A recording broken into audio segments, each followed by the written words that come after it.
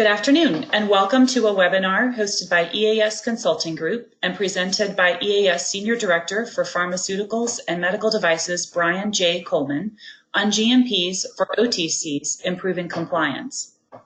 EAS Consulting Group specializes in FDA regulatory matters with a prime focus of assisting domestic and foreign food, pharmaceutical, dietary supplement, medical device, tobacco and cosmetics firms comply with applicable laws and regulations. EAS is staffed with former FDA compliance and inspection officials and industry executives and is assisted by an extensive network of consultants with many years of FDA and industry experience. Today's presenter is Senior Director Brian Coleman. Brian has 24 years of experience in FDA investigations, OTC pharmaceuticals, and tobacco quality and compliance, including various management roles with responsibility for regulatory compliance, quality assurance, and multi-site audits, and FDA inspections management. Immediately prior to joining EAS, he was Senior Manager of Quality Programs and Projects at Altria Client Services in Richmond, and prior to Altria, he spent nearly 14 years as the Director of Quality and Compliance for Research and Development at Pfizer Consumer Healthcare. Brian has 5 years of FDA experience, beginning as a chemist in the Buffalo District, and later as a consumer safety officer with the Baltimore District, where he performed a wide variety of field inspection work, including inspections of finished pharmaceutical and API firms for general GMP and PAI purposes. As a reminder, during the webinar, you may ask any questions by typing them into the questions box. And with that, I'll turn the presentation over to Brian. Great, thank you.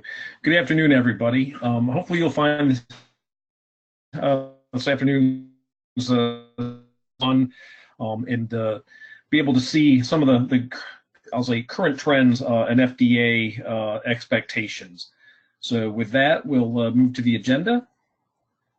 What I hope everybody will walk away with is an understanding of hopefully why you should care, and obviously you do, because you wouldn't be here if you didn't care about your GMPs and your operation. Why we have the GMPs and how they came into being, and then we'll go through very briefly the core of the GMP regulations themselves.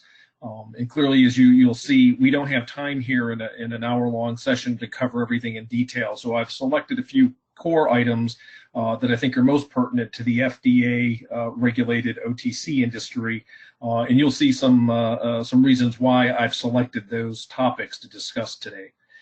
And then, of course, we'll pause at the end for any questions. So moving along, why should you care? There's two perspectives to that. The first, I would say, being the FDA's perspective of why you should care about the rules and the regulations that are out there.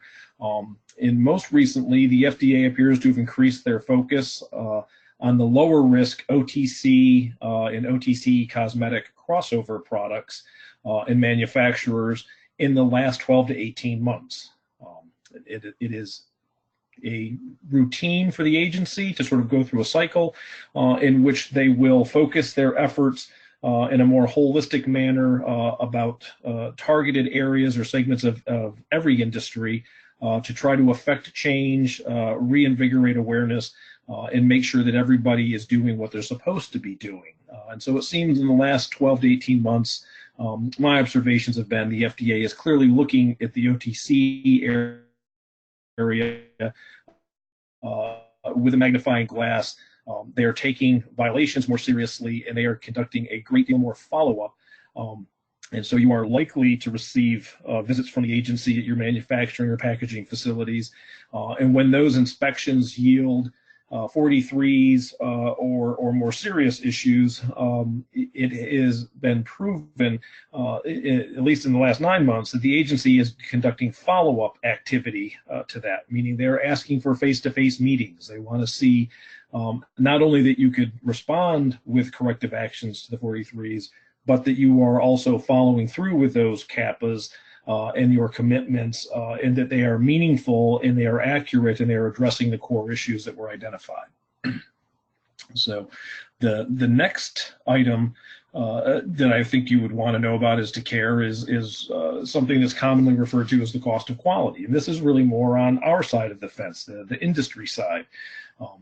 quality really isn't an overhead expense. It's a requirement of doing business around the globe, not just in the U.S. And as we move forward and advance in time and regulatory collaboration, what you're going to see is more and more likely that the global standards for OTC products are going to evolve and become very similar, much like we currently already see with the EU and Canada. Those regulations are very similar. In most cases, the expectations are virtually the same. We may have to implement them differently, but that's the core expectation. Quality also brings positive impacts on efficiency if you let it. If we're doing it properly, what we can do is use failures or deviations as a learning point to positively impact our process and our approach. It can be a useful tool and definitely help us reduce waste and rework and cost in those manners.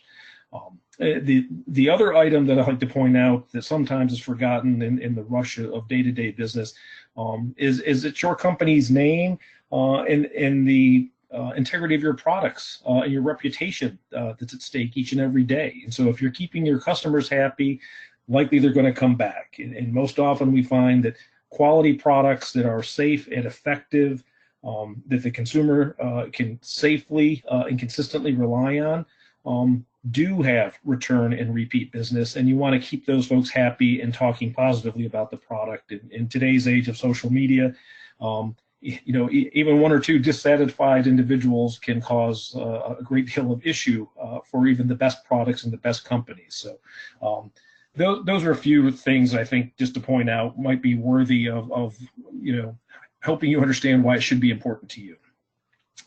The next item is, why did we have FDA GMPs at this point, and where did they come? So, in the past, we might have stood on a street corner in 1890 and spoken with this gentleman and said, "Gosh, you look like a nice grandfatherly figure, and you look honest as the day is long, and we just love to have some of this product you're selling." It was a buyer beware market. There were no controls, there were no standards for drug manufacturers to meet, and it was just good old-fashioned trust. You trusted that the person who was selling it to you or preparing it for you was doing the right thing, and they were doing it just for your health. And of course, as we all know, when you look at the next slide, snake oil liniment was and is a fact of life. And if you ever thought that that's just a sort of a coined phrase for you take a look at this authentic label. It was manufactured right here in the United States, and as this preparation tells you, it's the only article to contain genuine snake oil. So that's where the phrase comes from, and you saw that time and time again throughout the 1800s, 1900s, and sadly, there's even a few of these type of products that you'll find on the market today.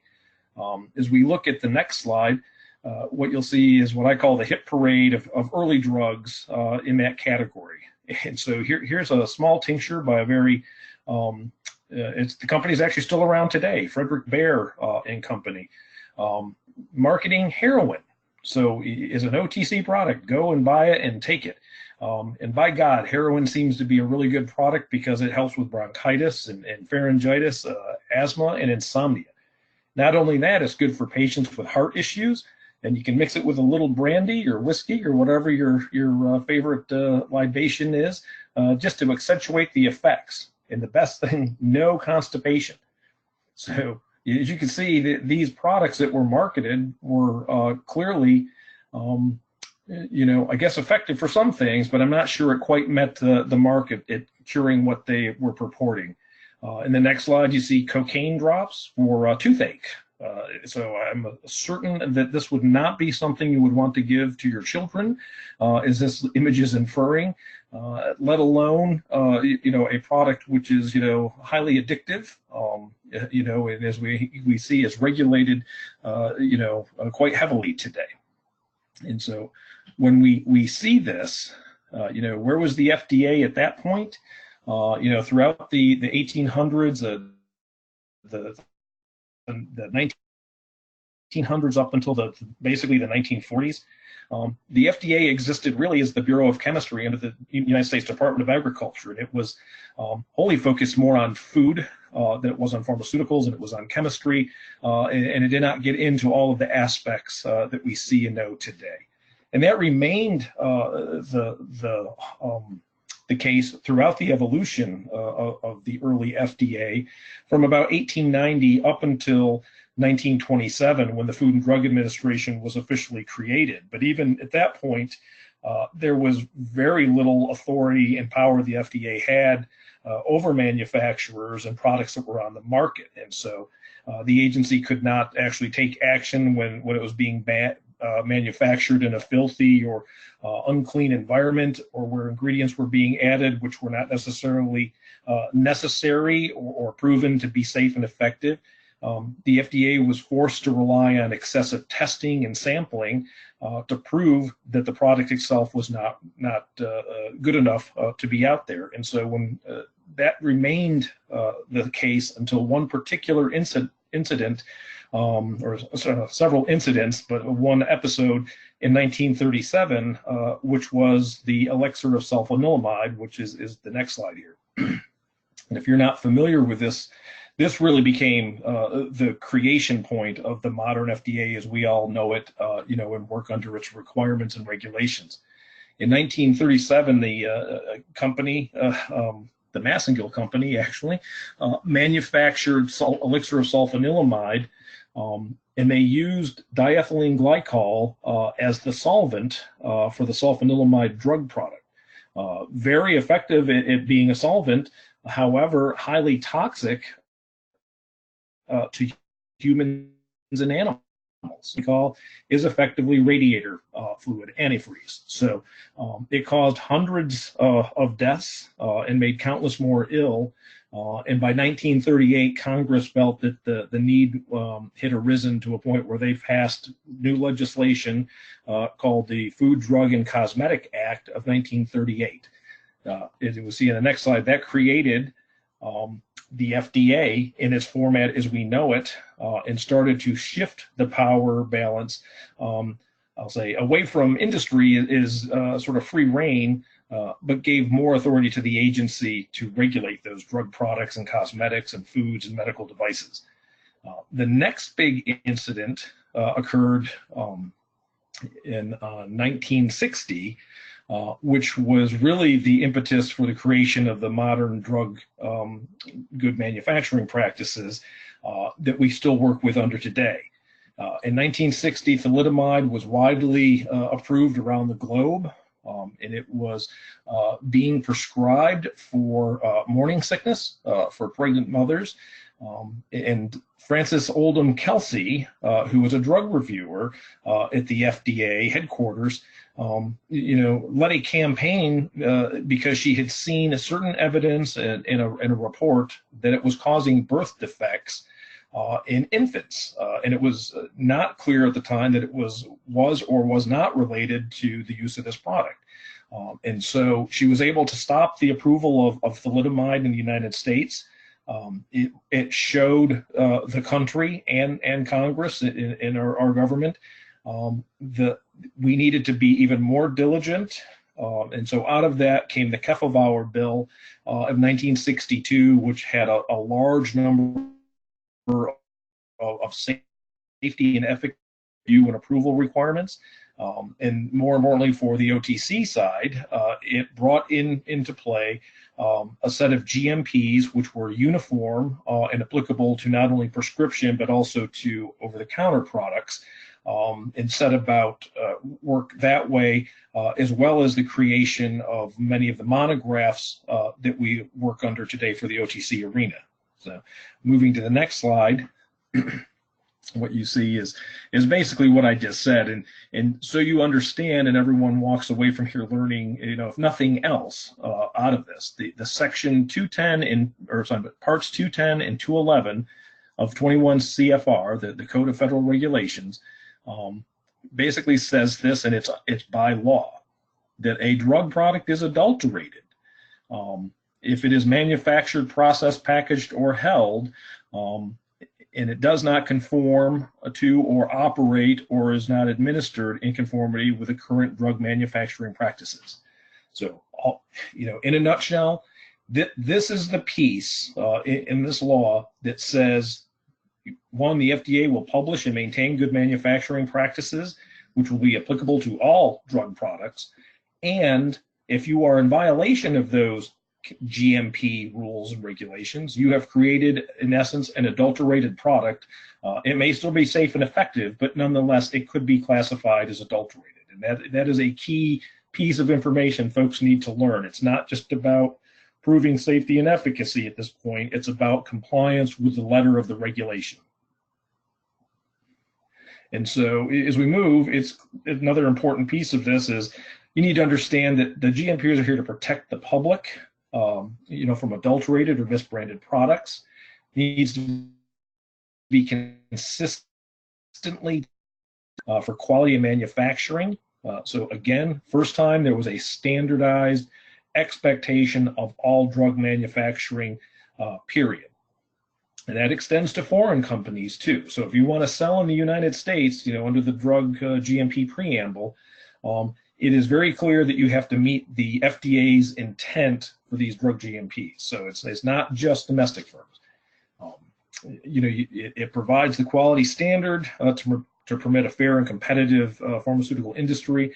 And if, in all fairness, it does provide the FDA with the ability to regulate and enforce the law more effectively, because it does allow the agency to leverage previous casework in previous situations to apply to other companies, other products, and other industry segments. So, such as failures in the failures in the prescription drug world can and will have an impact on the good manufacturing practice expectations of over-the-counter drug products. So we're sort of all in it together. So it behooves us to be good players and good stewards of our investments here.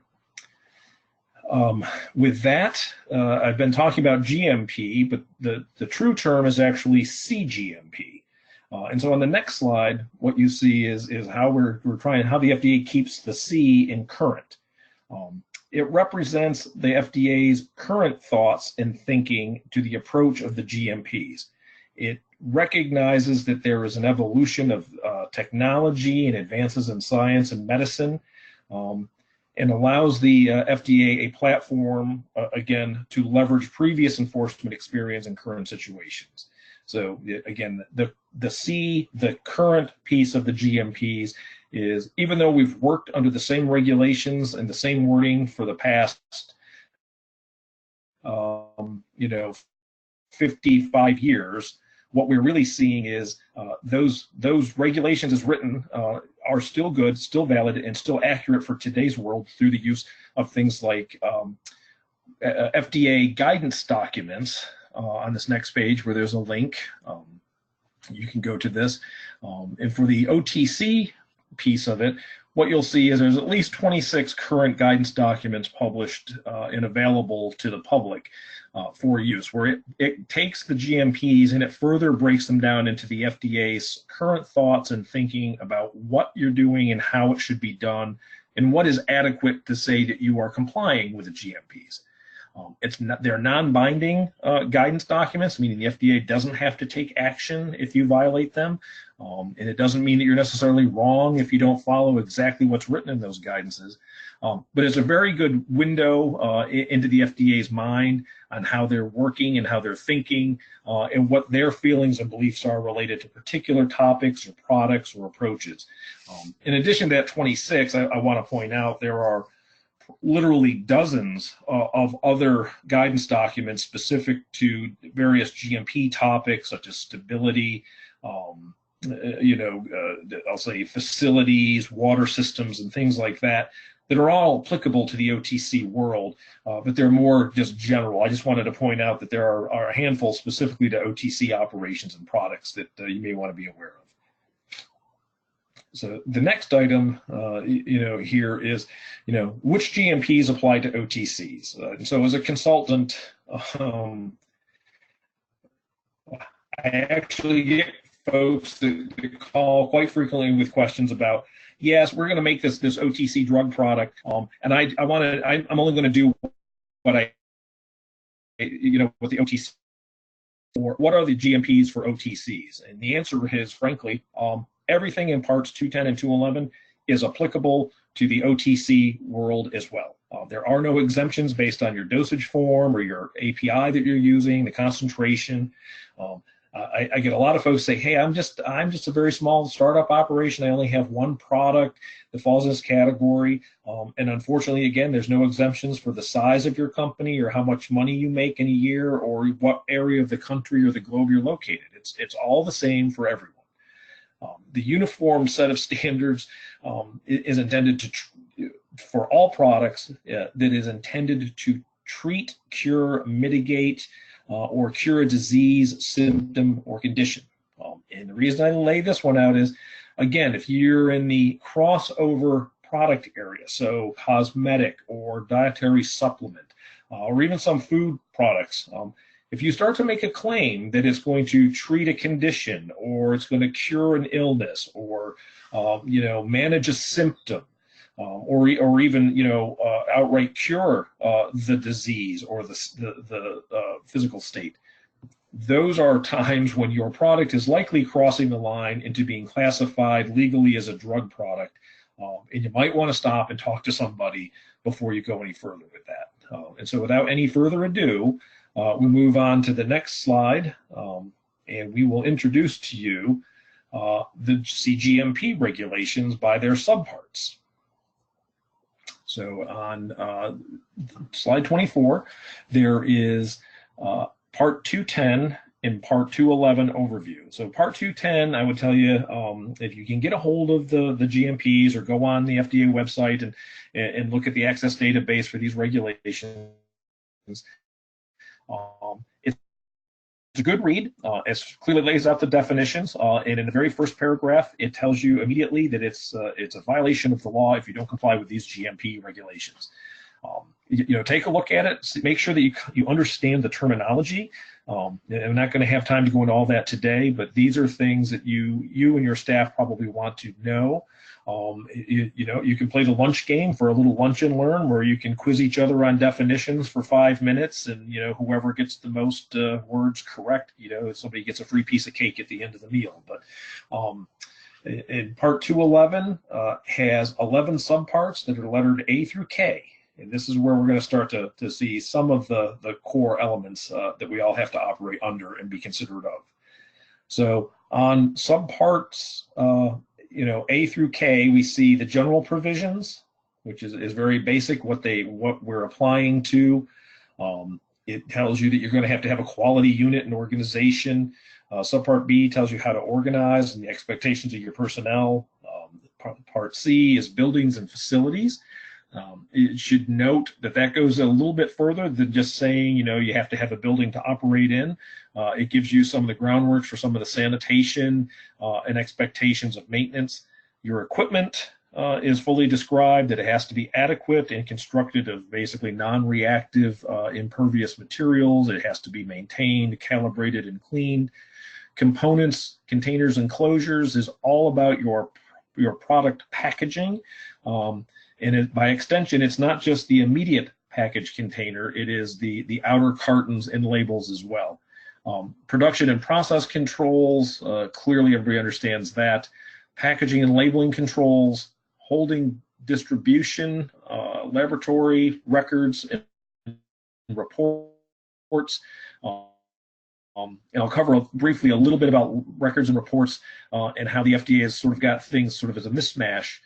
Because if you would think that method validation would be discussed heavily in the laboratory control section, it does infer that you have to have an adequate method, but it's not till you look at the records and reports that it tells you your methods have to be validated and gives you a fairly good overview of what's required to demonstrate that level of validation. And then the last item is returned and salvaged goods. I'll address that now. Whenever you're dealing with return goods, they have to be completely intact, and you have to have absolute 100% assurance of the integrity of those products. Otherwise, they can't be returned to the shelf for further distribution.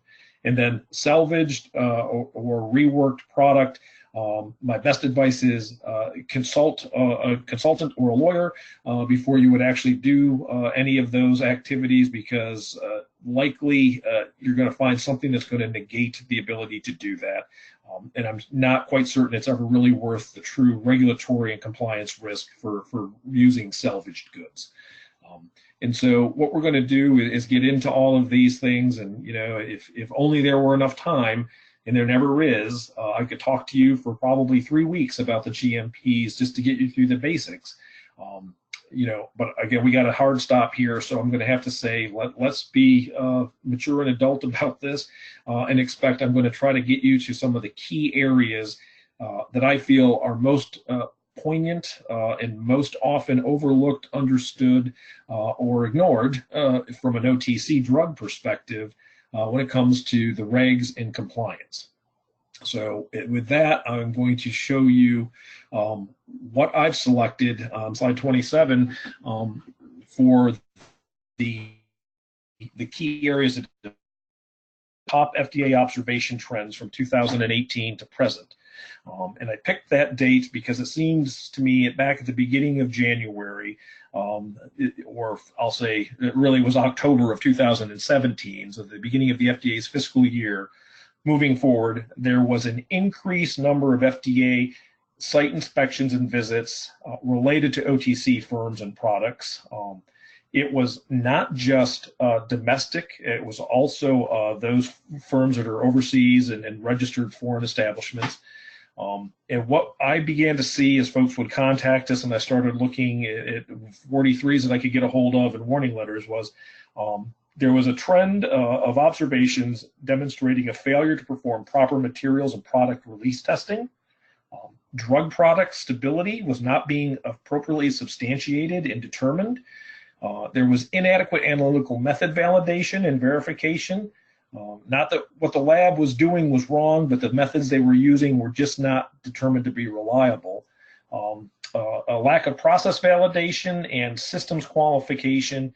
And the last core item that kind of always dovetails with that it was the lack of cleaning validation or assessment and ability to prove that the equipment and utensils was clean.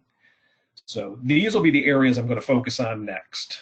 So we'll move on to subpart B, which is organizations and personnel. A lot of these observations, when you read them, you could get into the inference that the company did not adequately assure that the quality unit was in a position to be responsible and have the authority to approve and reject all components. It's not uncommon for very small firms or even mid-sized firms that have grown to hold on to this belief that it's okay for the folks in the warehouse and receiving to receive the raw materials and components, check a label and then put them in the released area of their warehouse for use in production purposes. Adequate laboratory facilities for testing needed to be available. And so you'll find that there are cases where you will outsource testing or need to outsource testing because it's not worth the investment in some of these, $200,000, $300,000 instruments that are available today. When you do that, you have to be aware of the implications and the requirements to go with it. And the quality unit, approval and rejection of everything. A lot of times the operations folks don't want to let go of their seeming control or authorities, but they really need to surrender that there is a second set of checks that's the final approval and rejection power, and that is the quality unit for procedures, specs, and any other item or activity that could impact the identity, strength, quality, or purity of a drug product. As we look at personnel qualifications, there has to be an adequate number of employees and supervisors that have the education, training, and experience to do the job. So, I will say I've looked at the attendance list, and I know some of you, and I've spoken to some of you before, so this doesn't apply to the folks that I'm at least aware of here. But there have been cases where I have had conversations with industry officials working at their facility. And what you tend to find or see, in small to mid-sized companies, is a lot of times, because somebody is a good hard worker, they get promoted or they are asked to take on more work and do things of a quality nature. And they're asked to do that without the benefit of being formally trained or having the proper work experience to do it. And bless their souls, they try their best, and everybody means well, but if you don't know what you don't know, that can be a bad thing. And so that's part of the GMPs, is to ensure people know when something is right and when it is wrong, and can escalate that and elevate it for review and enclosure by the right level of training and education. Personnel responsibilities, all the clothing and not wearing your street clothes and shoes into the production area is always a good way to get an observation.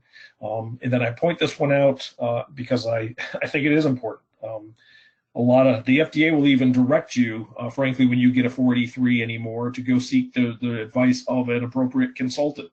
When you do that, you have to have documented evidence of their qualifications. Usually it's a CV or a resume or something in writing that says they have worked in this area for a number of years, have certain degrees or training. But everybody you bring in has to be qualified to do that job. So if we move on to subpart D, highlight equipment.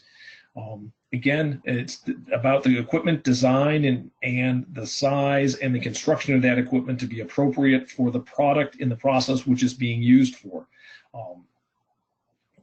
Production shall be appropriate and made out of cleanable and sanitizable surfaces, hence the standard of basically stainless steel for most of it. There is a push to not have any of the older equipment which used to have the enameled surfaces and painted surfaces. And we certainly, if you're going to use things which are plastic in there, we want to make sure that they're not scratched and they are capable of being cleaned and sanitized, appropriate for reuse, and that disposable items are actually disposed of application. And there is the expectation, and this is part of the overall validation qualification program, that there is a qualification program for all of the equipment used in your process. And that's where you validate against an input and measuring the output to ensure that it performs properly and effectively for your needs. On slide 35, equipment cleaning and maintenance. It's specifically here, equipment and utensils shall be cleaned, maintained as appropriate for the nature of the drug product, sanitized and or sterilized as appropriate intervals. Okay, so keep those things in mind as we move on and look at some of the observations that have been issued here in the last 18 months. And for this one, a clear violation of 211 part 67 for equipment cleaning. The firm was cited for equipment and utensils are not cleaned, maintained, or sanitized at appropriate intervals to prevent contamination that could alter the safety, identity, strength, quality, or purity of the drug product. And as we move to the next slide, you'll see the meat of the observation. The firm failed to adequately validate the cleaning processes. Failed to establish the acceptable limits for active ingredients and residues, failed to assess the sampling methods, i.e. were they using swabbing and rinse samples to assess the cleanliness of the equipment. They failed to evaluate the cleaning agents being used, when in this case it was isopropanol and water, to effectively remove the active ingredient from the surfaces. So when you look at this, what it tells me is they utterly missed the concept or notion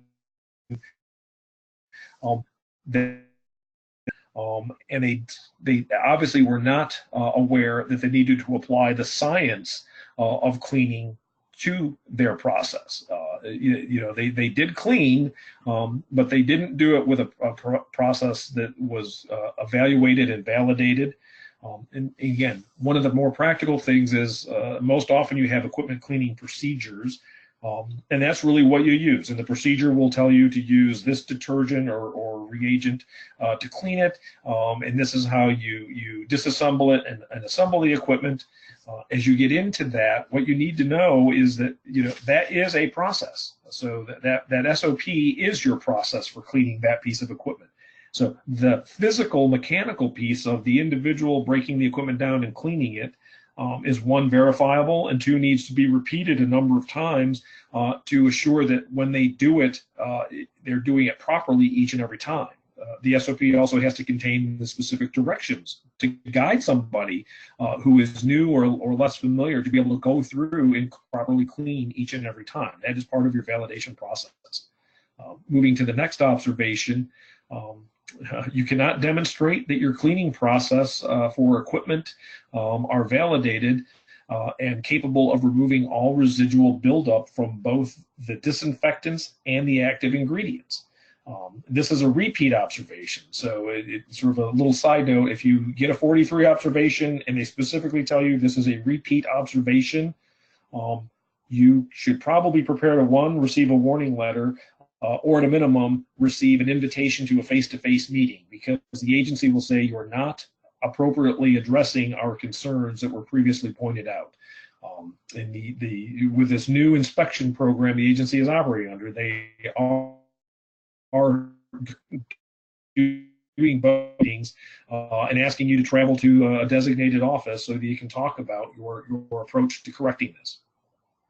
But when you get into the details and look at this, not only does your active ingredient need to be removed and be able to demonstrate that, you should be considering the excipient or the inactive ingredients, as well as any disinfectants or cleaning agents, that there is no residue from any of those materials left on the equipment and the process train that could potentially impact the next product. The only caveat I will say is, sometimes you can do very minimal work on this if you are working from a dedicated equipment train where you only make one product of one dosage strength, period. So there are a few things, and if we have specific questions, you folks can contact me about those sort of one-offs on that. Let's see. Yep. And so the next item here is, is 211.84, which is component testing and the approval rejection on slide 40. So 21 CFR part 211.84 requires that each lot of component or product container closure that is received shall be withheld from use until it has been properly examined.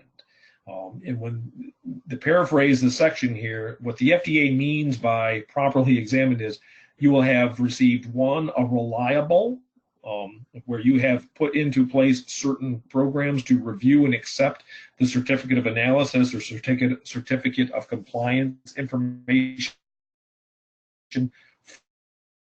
from, formed a minimum of one unique identification test on each and every lot of incoming product.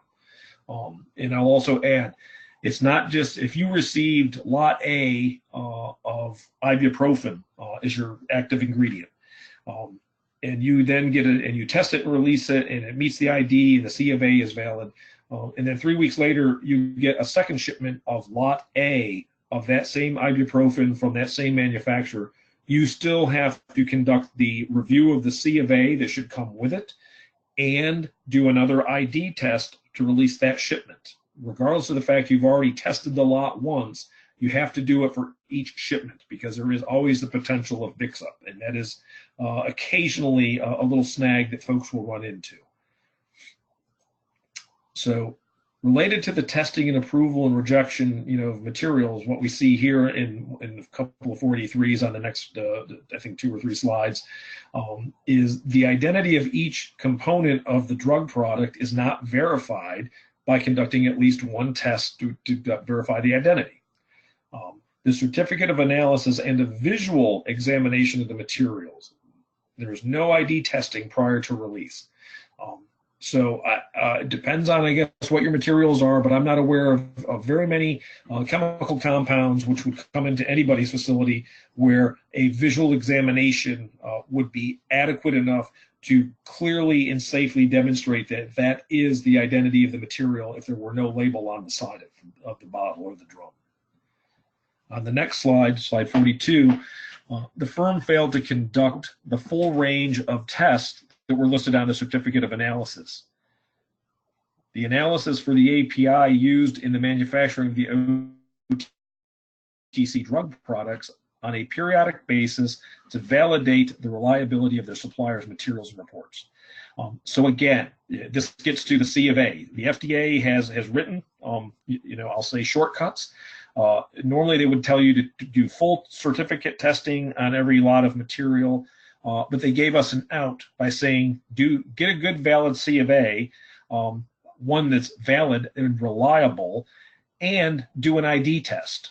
And so what happens when they do that is the agency is generally talking about to validate the C of A, or vendor's integrity, you likely should be doing periodic full batch testing to validate against the C of A that was received. So do all the specification testing at least once a year. And I generally suggest, if you can, have a program where you either spread it out throughout the year on a matrix for all the raw materials and ingredients that you receive, or try to do it and capture it on the first shipment received during the new calendar year, if your labs have the capacity to run samples in that way. But at any rate, you really do need to have a program that's documented, that goes through all of that sample collection, testing, and comparison in detail against every measure and specification you have relative to the vendor's certificate of analysis that's provided.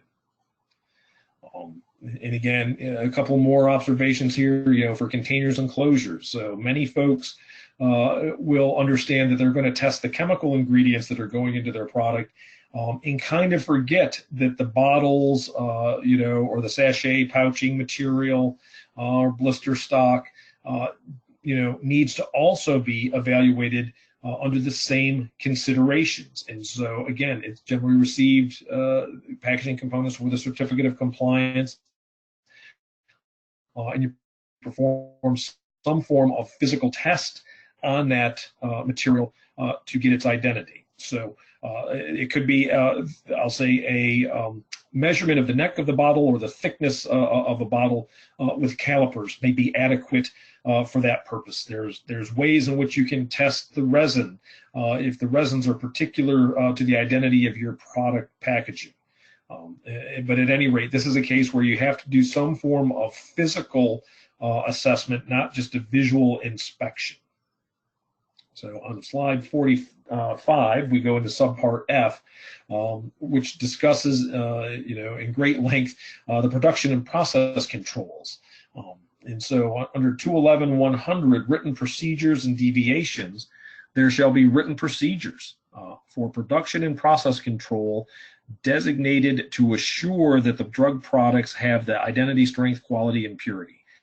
And so again, you'll see throughout the regulations the requirement of written procedures in everything we do or should be doing, and everything we should be thinking about when there's any kind of a deviation or a difference or a discrepancy is, does it have an impact or potential impact on identity, strength, quality, and purity of the product? The written procedures should include any changes. Including any changes, shall be drafted, reviewed, and approved by the appropriate organizational units and reviewed and approved by the quality control unit. So once again, change management, change control. Whenever you're doing anything, batch records, master production records, and batch records need to be reviewed and approved by the quality unit. And so you again get the flavor of folks need to have the right skill set to know what they're looking for to help safeguard the quality of your product and the compliance of your operation.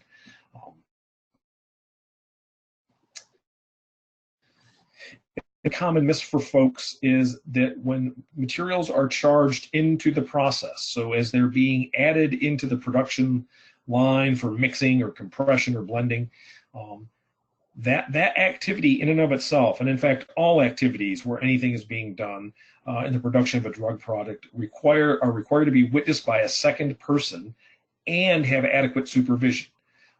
And so what does that mean? It means that somebody's physically there to witness that Brian Coleman added components X, Y, and Z to the batch, and they will sign off on the batch record. And when they do that, they're basically signing, I'm signing the batch record that I added those components, and you'll be reviewing me and witnessing what I do, and your signing is the witness that I did what I was supposed to do. It's a specific requirement of the regulations. It is somewhat frequently overlooked. And there are some, cases where if you have a highly automated process line, there really is no human interaction. But that gets into a higher degree of computer validation and process validation that we'll probably have time to discuss today. And so we'll move on here. The calculation of yield. Another common miss is that folks think that the yield is only calculated at the absolute end of the process. It really needs to be incorporated into significant steps or stages or phases of production. And the reason for that is if you knew that you had a 85% yield after the end of dry powder blending and transfer, if you're suddenly down to 60% yield at that point, that might be an indication that something's not quite right. Maybe all the material wasn't out. There may be a problem in the process line somewhere. And if you ended up at 95% when you're only supposed to get 85% yield at that stage, that may be an indication that somebody added something that shouldn't be there. So it's all about the opportunity to identify and understand your process and ensure it meets the controls. So up to the next slide on subpart F, slide 47, production and process controls. Under section 110, sampling and testing of in-process materials. The purpose here is to assure batch uniformity and bioburden against valid in-process specifications. You will see a couple examples of some 43s here that will explain how folks have sort of missed this, but such controls and procedures shall be established to monitor the output and to validate the performance of those manufacturing processes. So this is the one of the only times in the regulation that tells you you have to validate the process. In fact, I think it's the only reference where that needs to be written out specifically. And so you and I as a company will spend a lot of time preparing, executing, and running process validation to satisfy the one little word here in the production and process controls. But as we go and see, some of the 43 observations written under this area, no written procedures for production and process controls. This is a repeat observation. So when you don't have any procedures, and there's no process designed to assure the quality of the drug product, the agency is clearly going to have an issue. And in these cases, most of these 43 market withdrawal or product recall. On the next slide, on slide 49, your firm failed to thoroughly investigate any unexplained discrepancies or failures of the batch or any of its components to meet the specifications, whether or not the batch had already been distributed. So in this case, a little more detail behind it is, materials had issues during the release portion of it. They were still used in the production of the batch. They were not adequately explained before they were used, and what's worse, they actually released the batch into distribution before they ever resolved the raw material and component issues where there was non-conformances. That automatically is a batch which will be declared adulterated under the GMP rules. On slide 50, the FDA looked into sampling and testing again. And what you have here specifically, you have not validated your manufacturing processes that are used to produce topical drug products for commercial distribution. I know where this observation came from. This came from what some in the industry might call themselves cosmeceuticals. So they were more cosmetic based, expanding into the OTC drug world. And their mistaken understanding was that for topical products where there was no dosage limits or restrictions on the use of the product, that validation was not a requirement. Clearly that is not the case. So again, OTCs, regardless of how innocuous they are, all require the same process validation and controls. There's a couple of exceptions that we'll get into as we approach the end of the presentation. But for manufacturing purposes, all the same GMP controls and elements are applicable to all products, whether they're ingestible or topical, whether they're aerosol or solid dose or liquid or suspension. They all apply. Furthermore, the firm has not validated the deionized water system to demonstrate that you can effectively control and maintain and sanitize. Water systems, again, become very tricky things. Folks will buy some of the small wall-mounted units, which may have the production capacity, but at the end of the day, may not come with the proper amount of qualification and verification that the water meets USP monograph standards as purified water. You have not done enough with your water system. That is one area before the next inspection you're going to want to take time to look at, get some help with. And many times the vendors for these systems now will actually be able to provide you protocols and requirements, to deal with that. So moving to the next slide, another sampling and testing of in-process materials. Failed to adequately validate the manufacturing process of the following OTC drug products, in that the firm has changed the following without revalidating or validating the manufacturing and packaging process. So they added new product formulations, they implemented the mixing of multiple vats of an oil-based product, and installed new mixing and filling equipment. You have to be aware, even if you've already validated the manufacturing process end to end, when you go through changes to that, you are required to evaluate those changes to see if it has an impact on the overall validated status of the end-to-end risk management program, that perhaps it does not. And that would be a valid approach as long as it's documented and it's clear and the evidence is there to support the decision. You also need to understand moving into it that at some point you may have to validate not just a portion, but revalidate the entire process based on these different changes and impacts. And whenever you introduce a new product, it may be the same product base with I'll say a 10, 15, 20, and now introducing a 30 milligram dose of the same API. Or even something as innocuous as, same formula, same dosage concentration, but a different flavor and color being added to the product line. Those all need to be evaluated for validation, because it's the key to see, does that formula run reliably and repeatably through the same process and equipment. In subpart F, with your production and process controls, the one thing I did want to point out here is in reprocessing, it's by written procedure and with quality unit review and approval only. This is not an operations call. This is not the marketing or the sales folks who need the batch tomorrow. That final decision rests with quality to make sure that it is adequate when you go into a reprocessing activity. Reprocessing is something where you have run the batch and it has not come out to the standard. I'm trying to think of a good example in the OTC world. It may be where you have mixed it for the for suspension for the ordinary 15-minute mix time. At the end of the 15 minutes, the operator notices that you have non-dissolved visible. you can reprocess by mixing for another 15 minutes as long as it's captured and the appropriate people understand and sign off on that risk.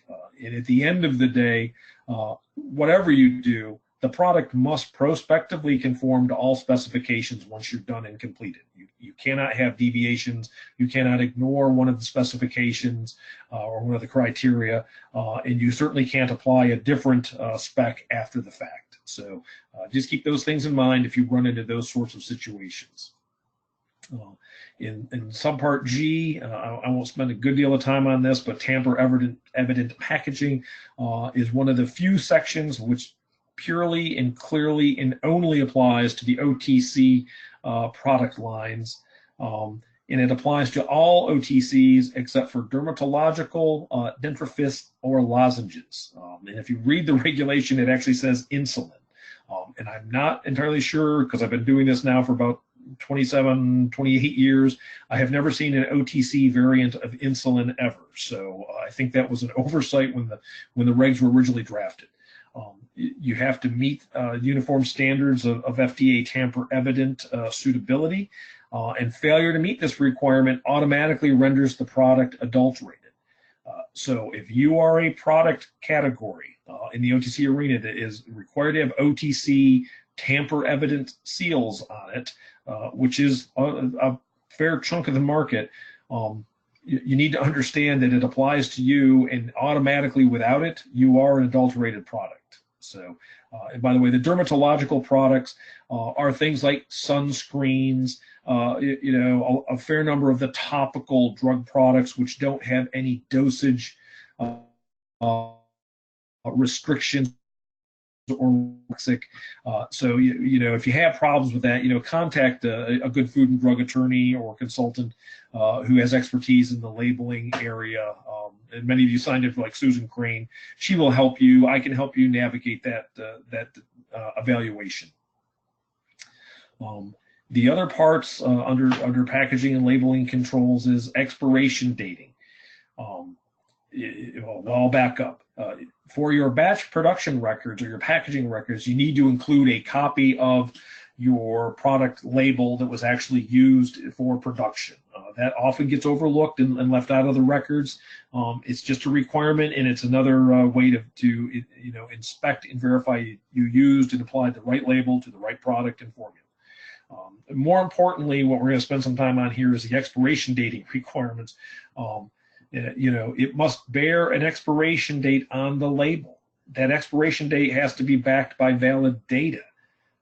Actual product packaging configurations, and related storage conditions have to be challenged. So, you can't take a 2-gallon bucket of an ointment and put it on stability and then say my 2-ounce vials are adequately demonstrated to have stability. It has to be in the actual package closure combination. And regrettably, I happen to work for a fairly large OTC company. One of the things that we would do is we would run, a 1-ounce professional sample size for OTC products, and then generally a 4, 8, and a 12-ounce size for some of our syrups and liquids. That meant every one of those container closures had to be put on stability. If we're smart about it, we can build a matrix to reduce the number of samples and the amount of testing and still give solid evidence and proof, but it still is required. And I do want to point out for expiration dates, there are a couple of exemptions, and they are as follows. So it's homeopathic products. All homeopathics are exempt from requiring an expiration date on the label, not from having the evidence that it is still sound and has an expiry period. INDs, investigational drugs, applies on some of the NDA or ANDA OTC products, or anything you're doing as part of your product development cycle where it might be used for human use, and OTCs that have no dosage limits or restrictions. Again, normally topicals fall into this. I'm not aware of very many oral dosage forms that hit this that limit, and certainly things like ophthalmics, like eye drops and things like that, are absolutely requiring an expiration date. Again, if you're in doubt before you go into it, check with somebody. The subpart H is about warehousing and distribution. Enough being said on that. You should have a clean and orderly, well-controlled, first in, first out warehouse that feeds your distribution process seamlessly, and should have accountability over your product movement and the quantity into where it went. You certainly don't want it looking like a pigsty, and your records cannot be reflective of sort of this mess we see in the lower right corner. So it's a pretty simple area, not a lot of FDA concern in this area because most folks actually manage it quite well these days, and that's a good thing. So on the next slide, we're going to get into the laboratory control section that's related to some of the testing we just talked about. Each batch of finished product must be tested against specifications and be free of objectionable microorganisms. Accuracy, sensitivity, specificity, reproducibility, those are the minimum criteria to show that you have a validated method. When you get into it, there's ruggedness and robustness, there's linearity. So we have a lot of different things that need to be proven from a method validation standpoint to demonstrate that. Though it's not really talked about very cleanly in the regulations and the GMP things, is in addition to method validation, there's another concept called method verification. And I'll share a little bit about that here in a minute. I threw this section in, which is related to records, laboratory records. If you look at it quite clearly here, laboratory records shall include complete data derived from all tests necessary to assure compliance with established specifications and standards. The statement shall indicate the location of data that establishes that the method used in the testing of the samples meets proper standards of accuracy and reliability as applied to the product tested. Effectively saying you have to be validated. And this is where I want to point out, by specific citation in the regs, the United States Pharmacopoeia, AOAC, International Book of Methods, is referenced and cited. This allows you to use those methods without the need to physically validate those and go through that elaborate testing. It also says the suitability of all testing methods used shall be verified. So when you get to that, what we have here is method verification versus method validation.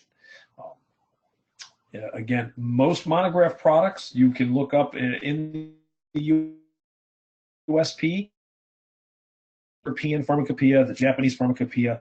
So there are other reference sources which are clear scientific publications where the methods that approve have been properly vetted in a manner that the FDA accepts.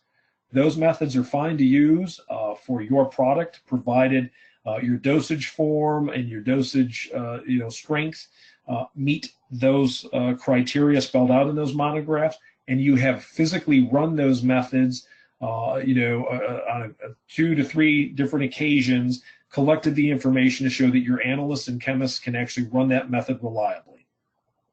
So it saves you a lot of time, money, and effort if you can use those methods and just run through a smaller verification protocol as opposed to doing the full-blown method validation protocol. And if you deviate from any of the monograph methods in any of those published journals, you are required to validate that that difference or that change is adequate and still renders and yields an effective result. So looking at some of the observations that have been issued recently, your in-house laboratory performs the following testing.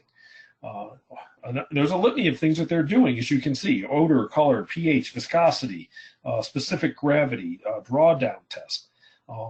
The one thing your firm does not perform is any testing of the finished product for its identity or potency prior to releasing. So you can do a great deal of testing if you choose. You just have to make sure you're doing the right testing to release it. And generally, product release entails full specification evaluation prior to distribution. A couple other things here: testing and release of the product for distribution. Did not include appropriate determination The quality unit does not conduct finished product testing on all marketed products prior to distribution. It only conducts product testing on the bulk OTC drug product. And so this happens quite frequently in topicals, semi-solids, liquid type production environments where you may have a 2,000 or 4,000 gallon tank that will feed the filling lines, and they will sample the tank before they commit to the expense and time of running the filling lines, just to make sure the batch is fine. You cannot rely solely on that bulk in-process test to satisfy finished packaged goods release testing. So it's good to do that as an in-process test, but it does not satisfy the requirements for finished goods release testing. Another observation here is the quality unit failed to adequately test OTC drug products.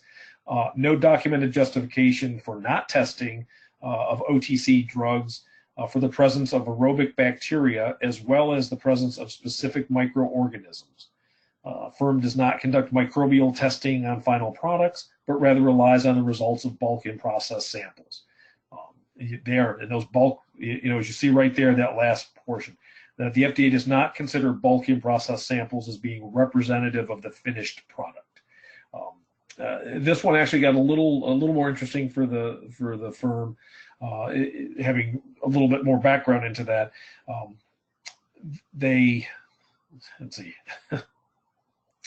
They actually had not even accounted for the fact that the bulk product was further transferred and mixed for a period of time prior to being filled. And so, they really had even an incomplete process validation.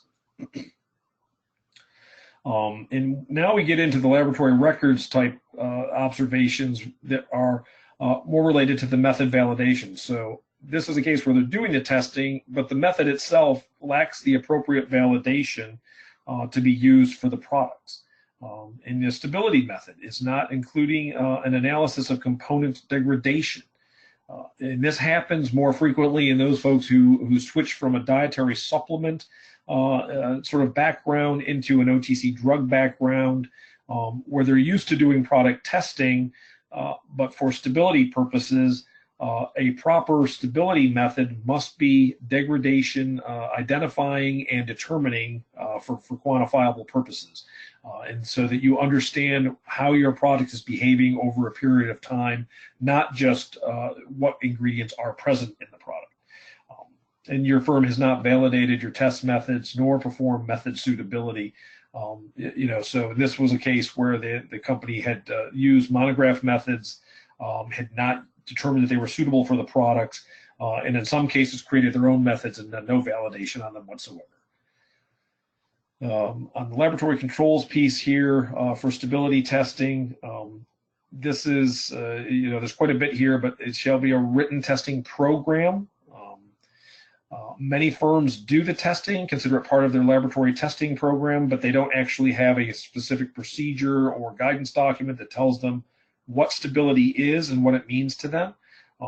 It has to be based on reliable, meaningful, and specific test methods for the product. And again, these methods generally do not appear necessarily in the USP monographs.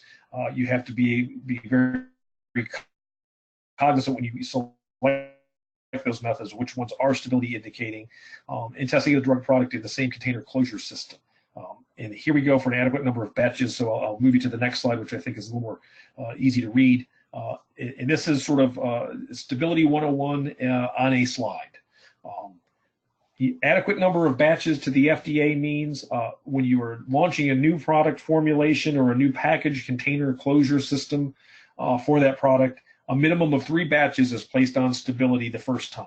And then each year thereafter, you're going to place at least 1 batch on stability as ongoing confirmatory data to support your expiration date and the product's integrity. It's acceptable in the OTC monograph world to use accelerated stability. In fact, I would tell you it's almost encouraged because you're not competitive if you don't. And through the Arrhenius equation, what we generally find is 3 months of accelerated condition of 40 degrees, 75% relative humidity. For 3 months of that time condition will yield a 2-year real-time expiration date.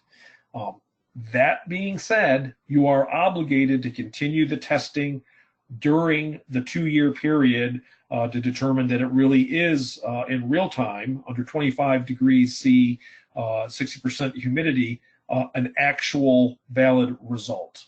So everything requires real-time verification. The core difference for OTC products is you can establish your expiration date, put it on the label, and release it to market based on accelerated data only. If you're an NDA product or ANDA OTC product or a prescription drug, you are required to have an expiration date on the label, which is actually substantiated by real-time data only. It's a predictor, it's an indicator, but you have to have the real-time data in order to substantiate the expiration date that you are going out to distribution. And so if you're only at 12 months of real-time stability, say on an ibuprofen OTC product, you may have 3 or 6 months of accelerated data that says fine, and you could have a 3-year X date based off of that. The only date that you can put on it is going to be 1 year, because that's the 1 year of real-time data you actually have. So just again, another point to consider is some folks go over, from the OTC world, from the monograph into the NDA or ANDA arena. Some of the observations related to stability programs: no written testing program being in place. Let's see, you have not placed a representative batch of manufactured product in subsequent years from 2016 to 2018. So they did good during the first batches being made, and then kind of forgot about it for the next 2 or 3 years. Again, at least one batch needs to go on stability to confirm it. Following up to slide 69 here. Stability testing, no written procedure for your program. You have established an expiration date of 2 years from the date of manufacture, but can't provide any data to support that. Your firm, next bullet down, failed to follow an adequate testing program designed to assess stability. You didn't follow the testing time points that your program requires, which include a stability time to 3 month, 6 month, 1 year, and 2 year product. You performed 3 month stability testing on the same day that the lot was packaged, and performed 6 month stability testing 9 months after the initial stability date was established. So you've got to have a logical sequence, a documented evidence trail to show what you're doing, and it can't just be sort of a willy-nilly approach. In slide 70 here, again, this one, the PLD, OLD refers to private label distributors and own label distributors. Those folks who are contract manufacturer or have product contract manufactured for them, and it's sold under their name. And this one says you had no written program designed to assess it. You failed to establish and implement a stability program. Prior to this inspection, your firm had no existing knowledge of your contract manufacturers' maintained products on stability or how they did it. Stability program is not described in your written quality agreements. Again, so as a private label distributor, those are areas you're going to want to look into and know and understand, because you too are accountable for that product. You may not manufacture it, but your name's on the product, and it's up to you to guarantee the integrity, strength, quality, purity for the consumer. Looking at some of the items in subpart J, I really have no need to discuss it in detail here, other than let you know there is still a requirement for cleaning and use logs for your equipment.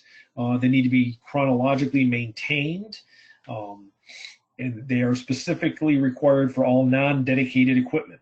You can get away from this requirement if you don't have multi-use facility where you have a dedicated process train or equipment train for one product only.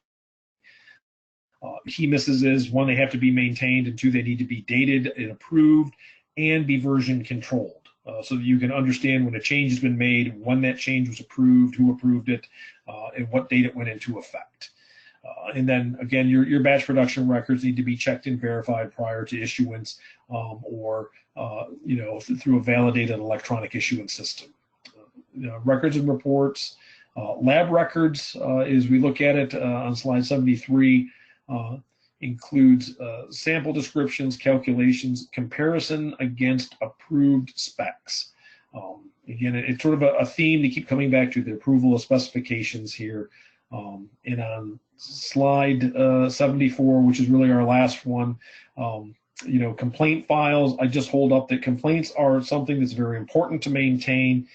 Fortunately, most OTC products don't net adverse or serious adverse event responses. But if they do, those need to be investigated and reported to the FDA in the timeframes that are required. And if you decide whether you receive a complaint not to do a investigation or detailed review of that complaint and what may have caused it, you have to document your reasoning for why you didn't do the investigation. And so with that, hopefully you'll walk away with this, quick interlude on GMPs, understanding why we have them, how the GMPs remain current, and what determines being a current requirement, and some of the key regulatory requirements that are in there for all of us to observe. And I'd also say you'll have access to these slides, obviously, after the show, but you go back and look at these 43 observations and see if there's any applicability or tangential relationship to anything your suppliers may be doing. There could be a potential, alert for you to take care of. So with that, we'll move to effectively the last slide, which is any questions. Thanks so much, Brian. So far, yes, we have one question as to whether the slides will be sent after the webinar, and they certainly will. And we'll just wait a couple seconds here for anyone else in the audience who might have anything.